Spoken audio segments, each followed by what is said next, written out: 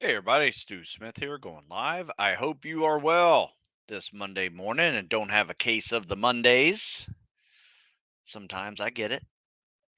Don't feel like getting up and doing anything, but you get to do it anyway. You don't have to be anywhere, you get to be there. All right. So, real quick, as you guys congregate on here, I going to talk a little bit about something that never changes in the world of fitness. And in a world of fitness where there's just an unlimited amount of information out there, whether that is social media, it's some new fancy piece of fitness equipment that was invented, a new workout style that somebody does, promotes it, it can get a little overwhelming and sometimes just flat out confusing to a point where people just don't know where to start. So if you're in that situation or know people in that situation, and I guarantee you do, um, tell them these three things. These three things is really what is needed for any fitness, health, and wellness goal. First one, get moving. Now, you can call it working out, you can call it walking, you can call it doing chores around the house. I don't care what you call it, just get moving. And that is the most important thing. You sitting down all day is going to kill you early. In fact, sitting is the new smoking, they say. So you want to definitely avoid doing nothing. So it can be a simple walk, doesn't have to be very long. There are some guidelines that are recommended to see the best results somewhere between 30 minutes to an hour a day, 5 days a week.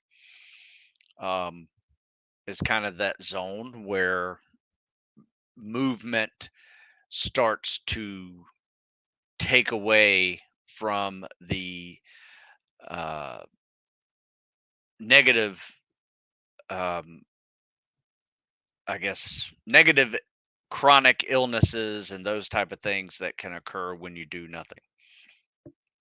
So that's the first one.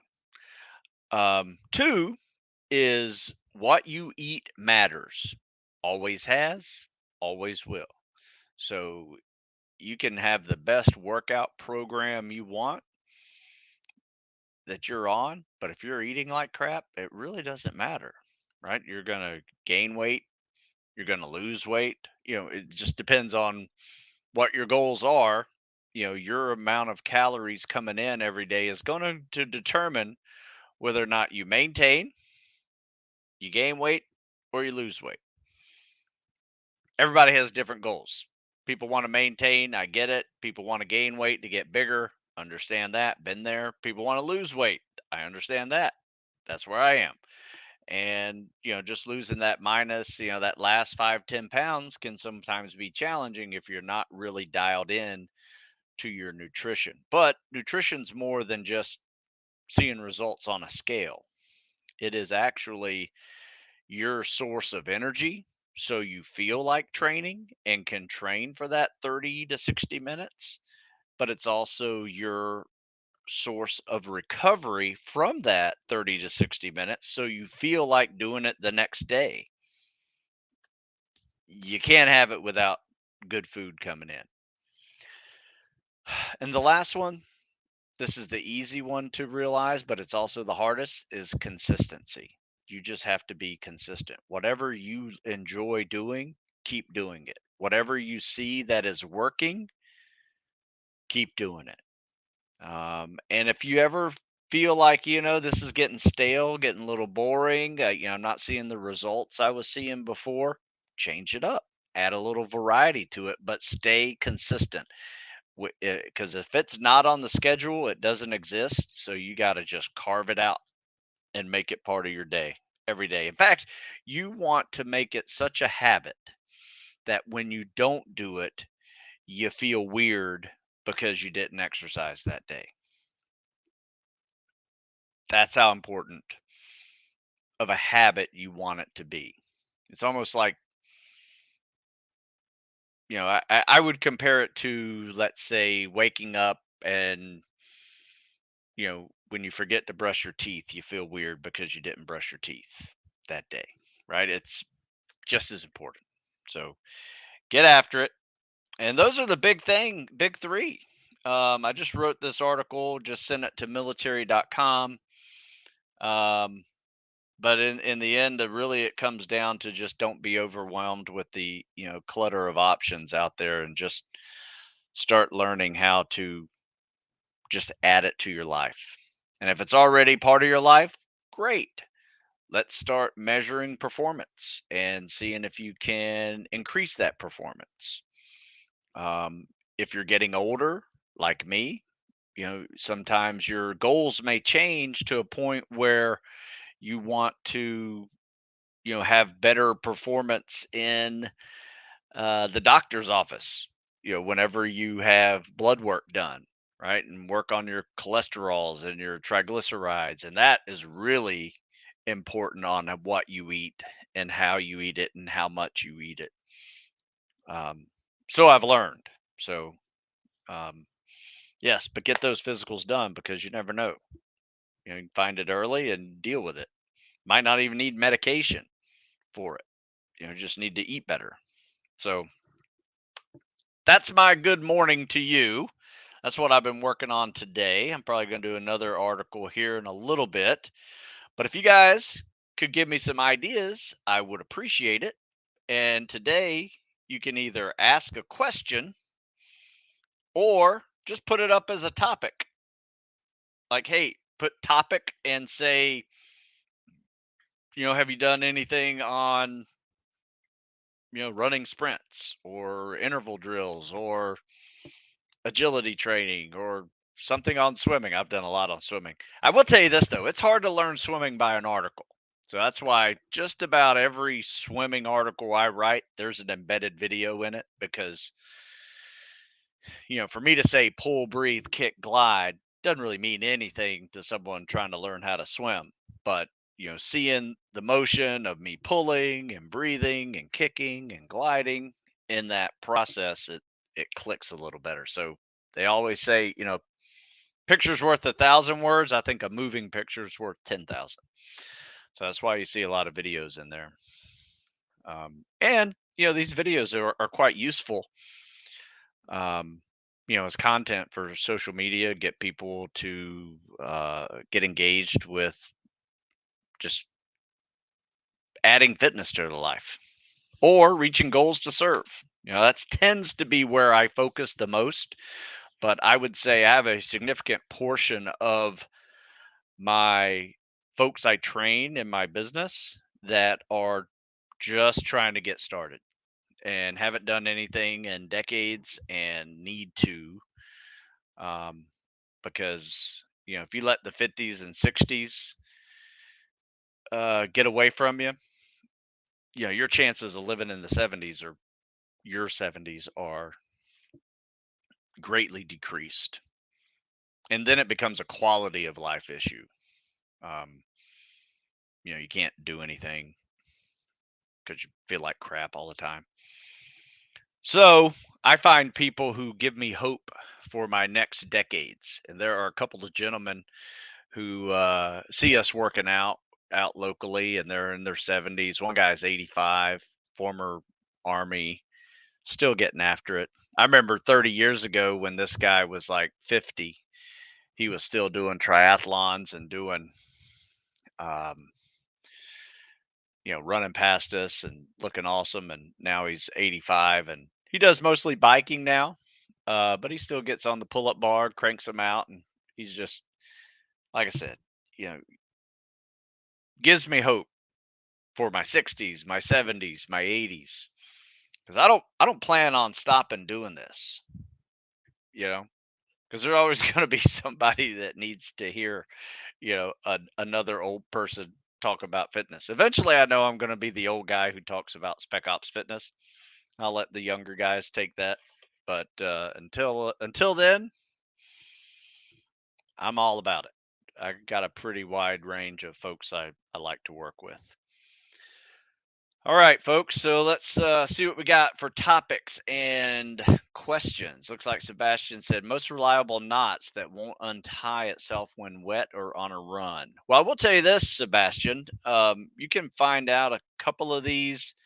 There are 5 watt knots that we tie.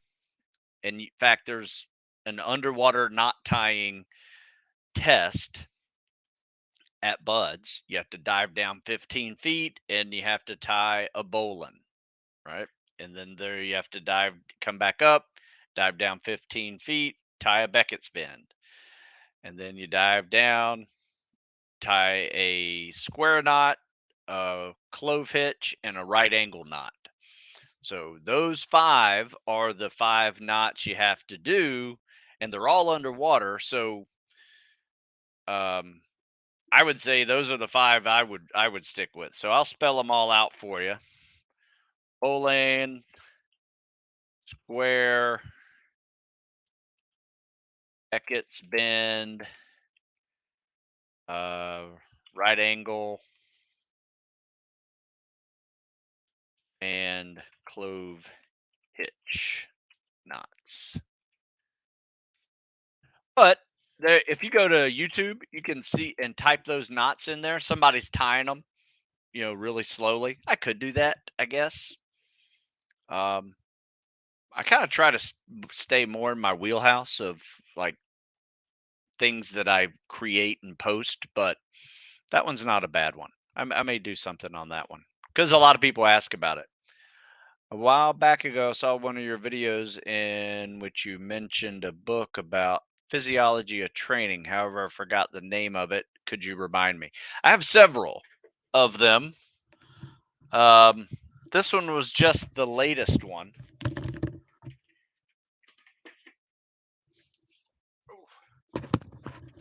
But I have oh, they're hanging out over there.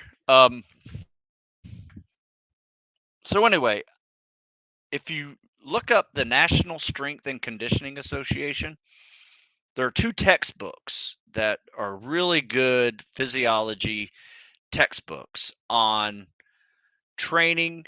There's one for the certified strength and conditioning specialist, and there's one for tactical strength and conditioning facilitator. Same type of training. Um, and then there's this one called Building the Elite. And they got an Instagram page that's really cool pictures. They're all former SEALs, Spec Ops guys. I think they've hired a couple dietitians and things like that. So that thing is in depth. It is in depth to the level of physiology, psychology, biology. I mean, it's thorough. I mean, it's a gigantic book and it's a great reference tool. So what I've done is I've gone through all the chapters and just started referencing many of the chapters in those type of books. Now, to become a CSCS, Certified Strength and Conditioning Specialist through the NSCA. In fact, you can go to, I think it's nsca.com. I can't remember if it's .com or .org. Nope, it's .com. So you can go to nsca.com and you'll see the essentials in strength and conditioning, their book over there. It's a really good textbook. In fact, you can probably go to eBay and find it a lot cheaper. The Essentials of Strength and Conditioning. And then there's the Tactical. Yeah, I don't feel like getting up and grabbing it, but I'll show it next week. I'll have it available. It's a Tactical Strength and Conditioning certification they have as well. But yeah, if you're going to go for one of those certifications, you definitely want to read that book from cover to cover, do all the questions in the back of the chapters, and you'll be squared away for the test. Stu, is your PST phase 1 book very different from your spring training book? I mainly need to improve my swim and run times. Yes, it is different because that's PST workout you see right here. This thing is really focused on pull-ups, push-ups, sit-ups, mile and a half, or running and swimming. You're going to play around with mile and a half to 4 mile timed runs, and then you'll do 500-yard swims along with uh, building up to 1 and 2 mile swims with fins. So it's really geared towards the PST and buds related activities, whereas the spring training book is all of that, but it is also still mixing in weights a little more regularly than PST specifically focused. And it has a progressive running program in it that starts at like 12 to 15 miles and gets you up to like 25 to 30 miles in those 12 weeks of spring. And then the summer takes it from that and goes from like 25 to 30 miles up to about 40, 35, 40. So it's a little more progressive. And so what I try to best explain the difference between any of my military titled programs and my seasonal tactical fitness programs are that the the military ones are really training for events such as 4 mile timed runs, 5 mile runs, rucking, swimming, right? You know, preparing for load bearing activities, calisthenics tests, the actual events itself. Whereas the spring training and seasonal fitness books are training more for the elements of fitness. So there's a focus in each of the seasons that, like, the spring training is more focused on a running progression, more cardio, more calisthenics, a little less weightlifting. In fact, it's almost deloading a little bit with the weightlifting and increasing the cals and cardio. Then the summer is primarily cals and cardio with a few lifting weeks mixed in there. And then the fall starts downshifting the running and adding in more weights. And then the winter's a lift cycle with a short, low volume amount of running, about 10, 15 miles a week, lots of swimming, biking, things like that to keep the cardio up. But the primary goal of the winter lift cycle is to focus on strength. So you can see, like, the spring is more muscle stamina and endurance. Summer's same thing.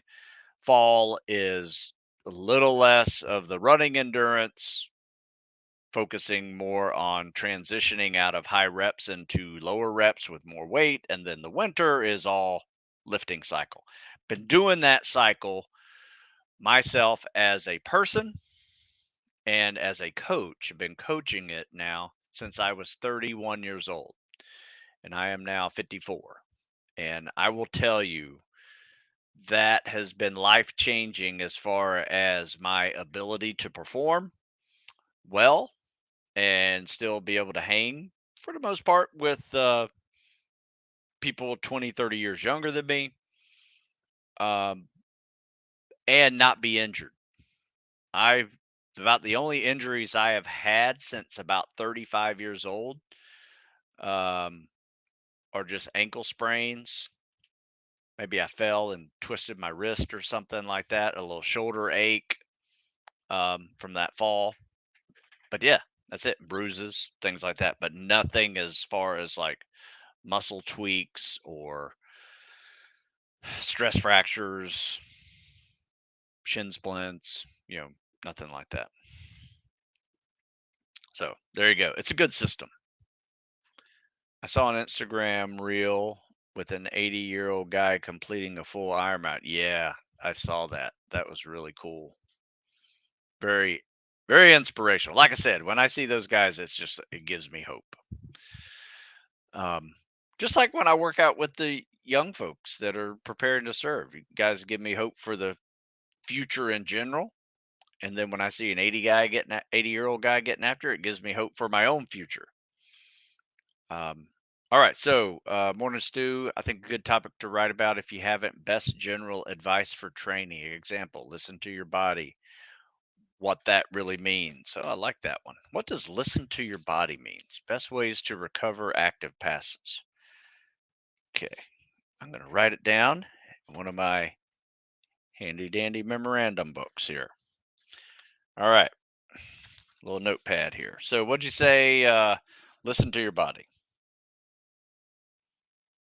That's a good one. What does that mean? I like that one. And then best ways to recover. I've written a whole lot on recovery. I really don't have the best ways to recover other than if you ever heard me talk about recovery being uh, 50% sleep, 40% nutrition, and everybody spends their money on that missing 10%.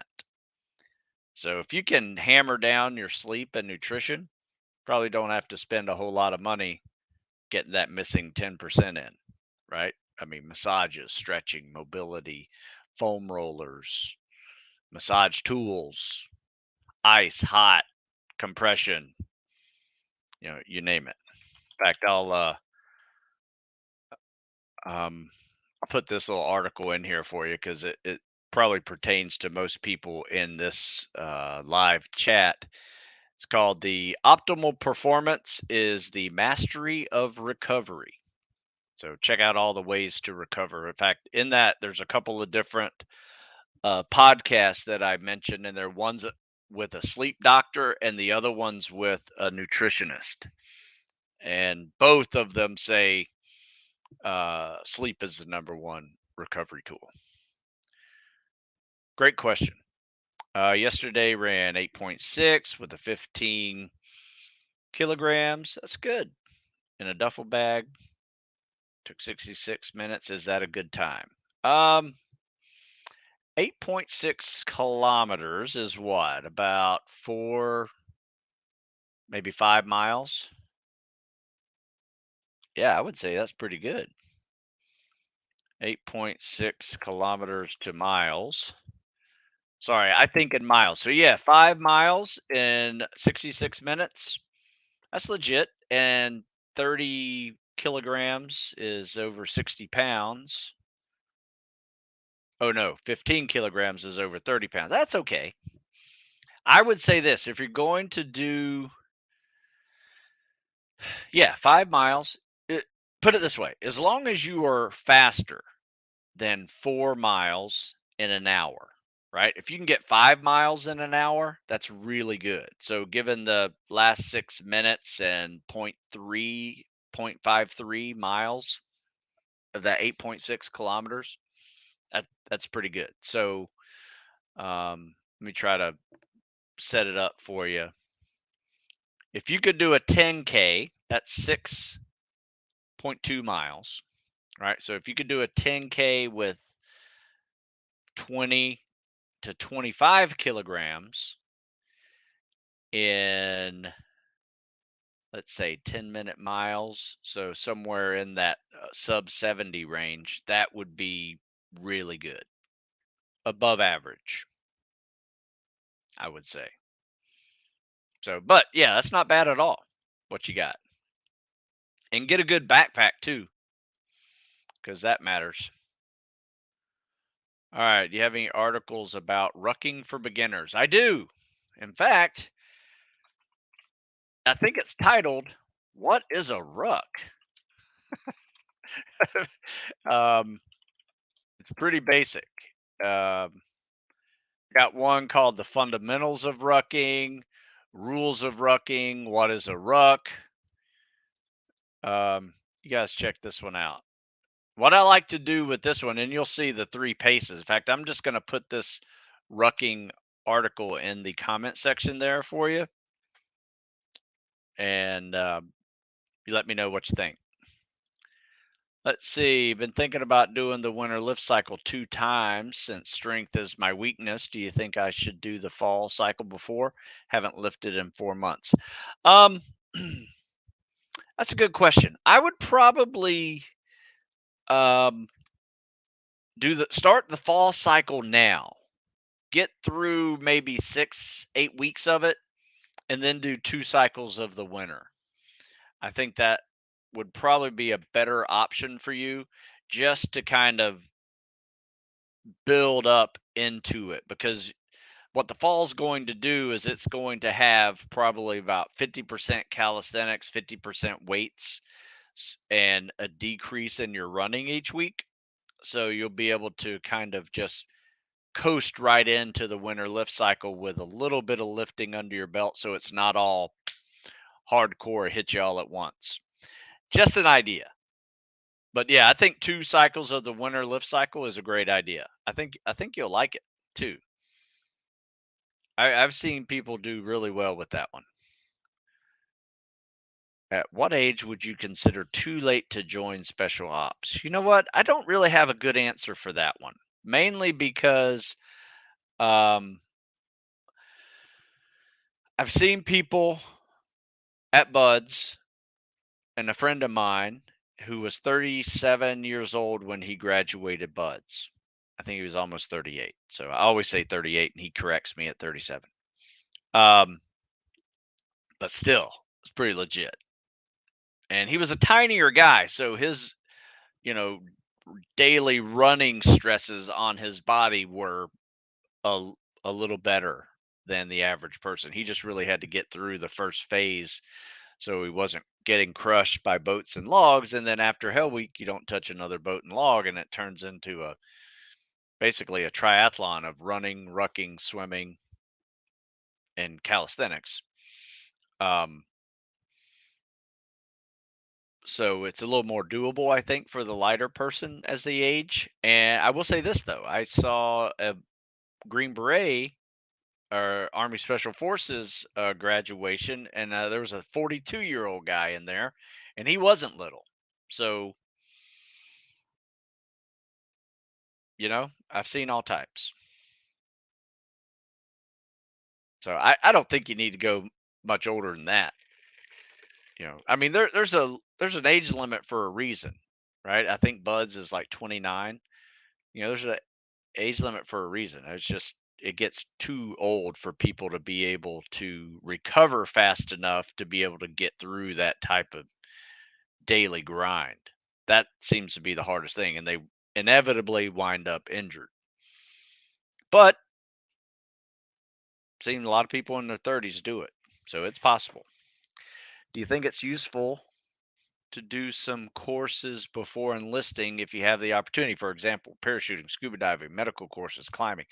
Absolutely.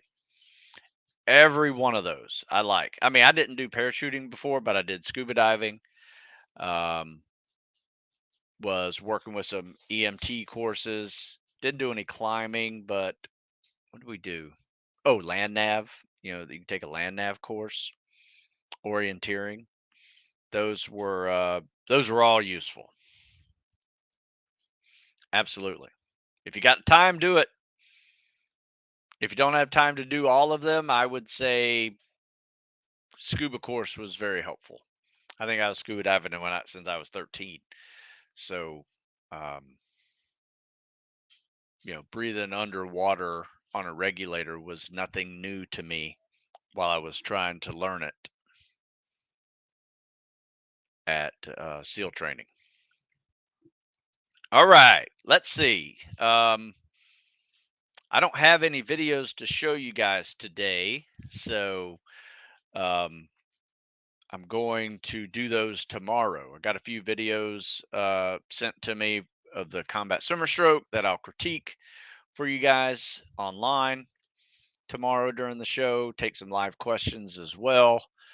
Um, let me see if we got any more questions here. Also, starting a running plan from shin splints. I saw your beginner intermediate running program doesn't respect the 10 to 15% rule when increasing days. Should I keep the same approach? No. I would say if you're suffering from shin splints, you don't need to follow one of my programs. Now, I will say this: the um, the programs that are this latest spring, summer, fall, winter program, that's a 10 to 15% progression every week for the whole 4 cycles.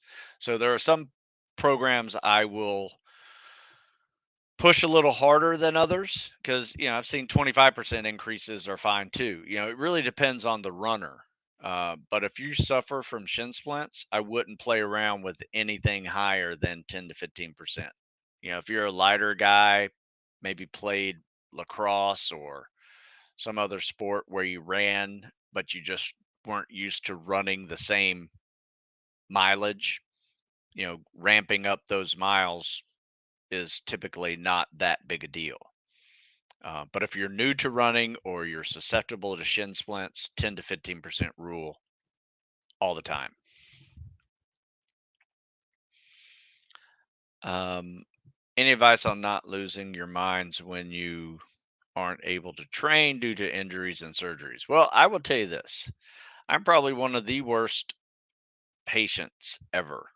Um, when I get injured, it's hard to not be a little depressed, a little pissed at myself, a little angry that my body has failed me.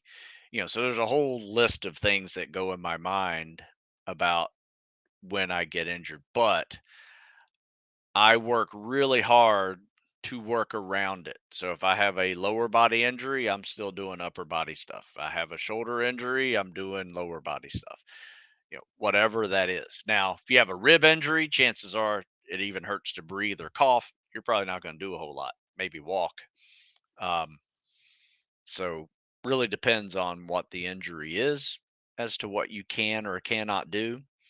But if it's a typical injury, just make sure you're working on your mobility, your flexibility of other muscles or joints, and um, work on different, side of the body if you have to. If put it this way, like if you hurt one leg, might be a good time to work the other leg with some single type exercises. They have found that um, unilateral training, let's say you have a cast on your right leg and you do a lot of left leg work, unilateral training can actually decrease the amount of atrophy that occurs in the leg not being worked. So that was a kind of an exciting study they did a while back. Um, so yeah, when I had ankle surgery, I was doing a lot of unilateral stuff, and had a little atrophy in my calf and thigh, but it wasn't. Uh, Put it this way, it wasn't as pronounced as it was when I was a 12-year-old kid. I broke my leg, and my leg was, man, half the size of my other leg because I didn't know, I didn't do much, so just walked around on crutches. So yeah, try to find something opposite for sure and work it. Don't stop working. Um, let's see. Next question. Should I wait before including speed and goal mile pace training and focus firstly on slow miles? You know, you can go either way on that one. Um, I have seen people coming out of shin splints, re-injuring their shin splints by doing long, slow distance miles. But I've also seen them re-hurt their shins by doing faster paced goal pace and sprinting miles. So the goal is to not get hurt again. So my advice would be to do like a 50-50 approach where you start your run workout with a bike and then you go do some goal pace stuff. Another day you'll start your run with a bike and you go do some long slow distance stuff. So that way, you may get 30 or 40 minutes of cardio, but only half of it is running if you do a 20-minute bike and 20-minute run. So I would do it that way, especially if you're coming off of an injury. So treat it almost like a, you know, triathlete treats running miles and cardio activities. They're going to break down their cardio each day into three separate groups. And the neat thing about triathletes, one of the reasons why they don't get so injured compared to a marathon runner, is that two-thirds of their cardio time is non-impact cardio. So it will help you to do more um, non-impact cardio and mixing in a little bit of everything else. How's the old guy workout book coming? I got everything's put uh, into the workout, so the workout is combined and completed. I just need to add in some more introductory and chapters to include some of the philosophies that I'm having with this one, because it turned out to be a little more advanced than I had planned. So I may make the section of the workout like an advanced section, and then have some more sections in that are more beginner intermediate, so people can kind of progress into that workout.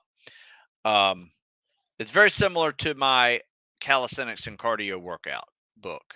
That book has a beginner, intermediate, and advanced workout that works really well. Um, most people just do the intermediate or advanced only, but I've had many people start off with the beginner and continue on and do really well with that one. So, great question. Great question. Um, so I'm gonna have to leave a little bit early today, just because I got a busy morning. I got to write another article um, before lunch. So we'll take this one last question here, and if you guys come up with any ideas, just email me. Whether it's a topic to write about or it's an actual question, happy to check that out. What's the difference between the PST workout phase one and the Navy SEAL workout app? Um, this one is my latest programming, and it's focused primarily on the PST. And notice it's not a Navy SEAL workout, right? It's the Navy PST. It's for SEAL, SWIC, EOD, diver, rescue swimmer, SARC. So it's an advanced workout, don't get me wrong, but it is focused on the PST. The Navy SEAL workout, a little bit different. It's focused more on, yes, elements of the PST, but also all the events at Buds and some of the training around it that is required to make sure you're not leaving any weakness unresolved. So there's strength training in there, there's cardio training, there's running, rucking, swimming, a lot of calisthenics, a lot of high repetition leg exercises like chest carry lunges. So it's just different. But what is the difference? That's the difference. Similar but different. How's that?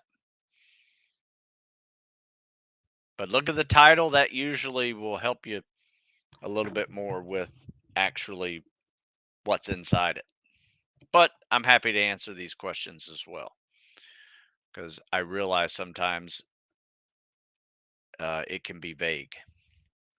So here's the deal. If I missed your question or comment, just email me, stu@stewsmith.com. If you stuck around this long, try the live 1-5 coupon over there at stewsmithfitness.com for books and ebooks. And yep, let me know how I can help you. Happy to answer questions offline as well. All right, folks, I got to go. Sorry to cut it a little bit short, but duty calls. And I will be back tomorrow with some CSS videos to share. If you send me some, I will critique them for you. You guys have a good one.